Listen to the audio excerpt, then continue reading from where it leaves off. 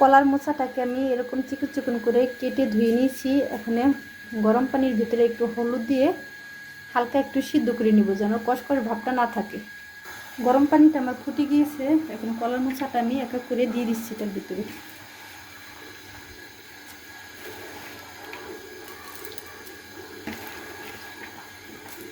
কলার মোচাটা আমার দেওয়া হয়ে গিয়েছে। এখানে দিয়ে দিচ্ছি একটু সামান্য পরিমাণে একটু হলুদের ফাঁকি।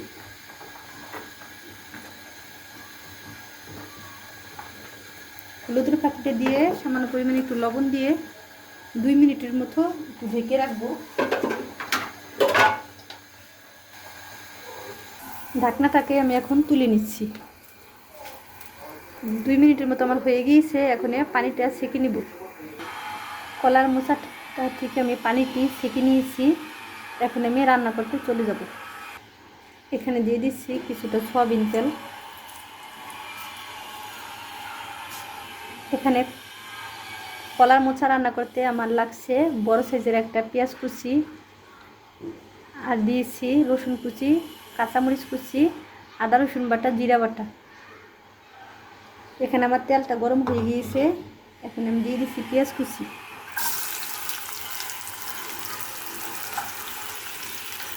দিয়ে দিচ্ছি রসুন কুচি,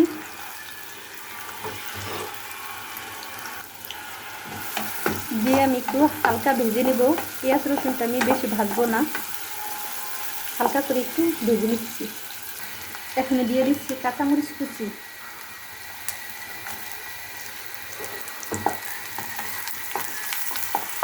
কাঁচামরিচটা আমি হালকা একটু ভেজে নিচ্ছি। এখানে দিয়ে দিচ্ছি আদা রসুন বাটা, জিরা বাটা।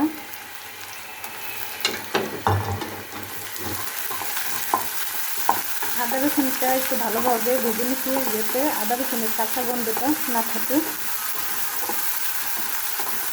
আদা রসুনটা আমার ভাজা হয়ে গিয়েছে। এখানে দিয়ে দিচ্ছি সামান্য পরিমাণে একটু হলুদের ফাঁকি। খুবই সামান্য পরিমাণে দিতে হবে হলুদের ফাঁকিটা, কারণ যেহেতু আমি হলুদের ফাঁকি দিয়ে সিদ্ধ করে নিয়েছি। বেশি হলুদের ফাঁকি দিতে গেলে কিন্তু কলার মোচাটা হলুদ হলুদ একটা গন্ধ ভাব আসবে। এখানে কোনো শুকনো মরিচের ফাঁকি আমি দিব না। এখানে দিয়ে দেবো পরিমাণ মতো একটু পানি।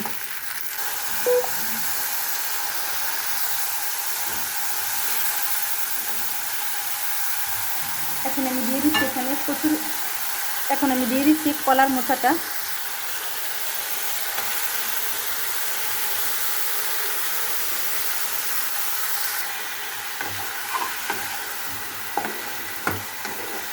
কলার মোচাটা আমি কোনো শুকনো মরিচ এখানে দিইনি, শুধু কাঁচামরিচের ঝাল দিয়ে কলার মোচাটা আমি রান্না করে নিচ্ছি।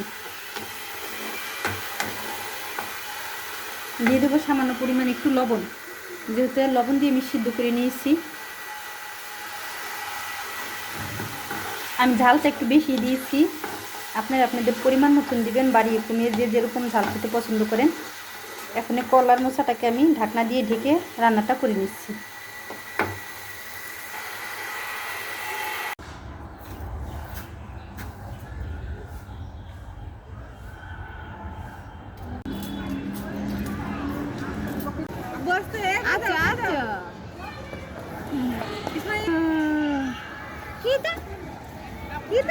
আবার যাবে, যাও।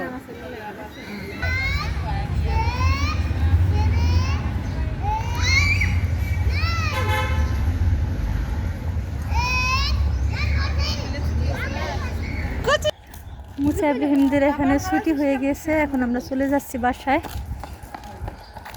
রাবার হাতে থাকবে আর হাতে লিখ, রাবার নিয়ে কিল খেলা করবেও না মানুষ।